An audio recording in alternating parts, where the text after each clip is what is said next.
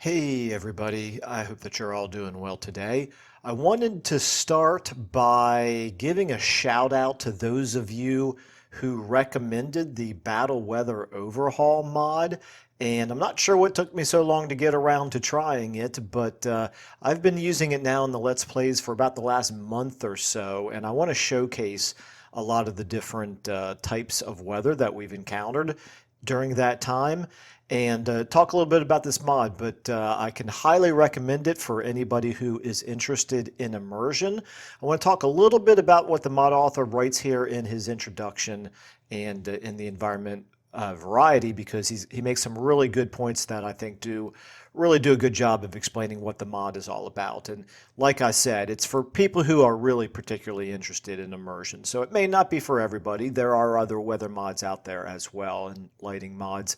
But this one I think has very quickly become my favorite. So let's go ahead and talk about this. I'm going to read out this little bit right here and then a little bit more down there, and then I'm going to show off some of the examples of it. So in general, every main environment of the Warhammer world will have approximately 10 different environmental presets randomly selected before every battle, sometimes more, sometimes less. I've tried to make every part of the Warhammer world feel as unique and distinct as possible with their own feel and visuals. As a result, there are barely any instances of identical environment presets being shared between different geographical areas. I think this is really important right here.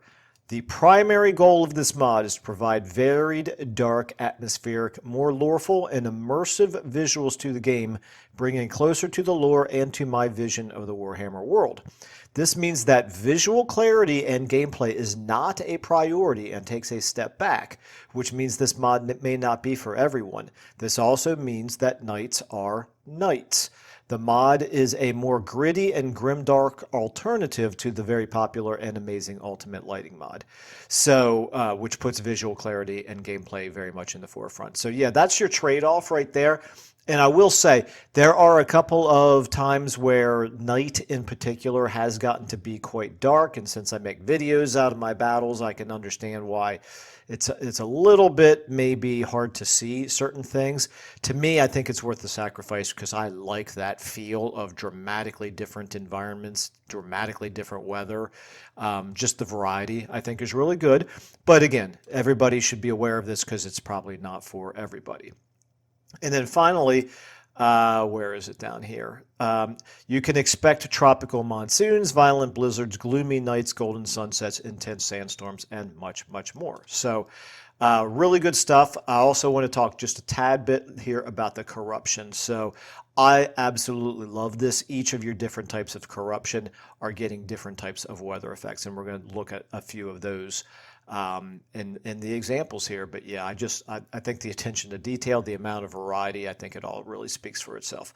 Okay, anyway, that's enough of me reading. Let's go ahead and with no further ado, go ahead and showcase what some of these look like in the game.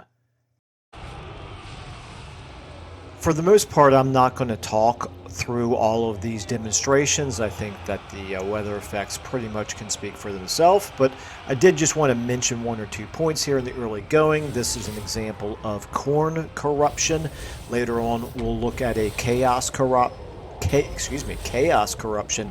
weather effect, which is going to be a little bit different, and that's what I really like about it, is that there are some subtle differences. Sometimes the differences between this mod and vanilla are fairly subtle. Other times they're extremely obvious. But anyway, like I said, I just want to go through, show a fair number of different examples here, and allow you all to see for yourself. And I will allow this mod to speak for itself from this point forward.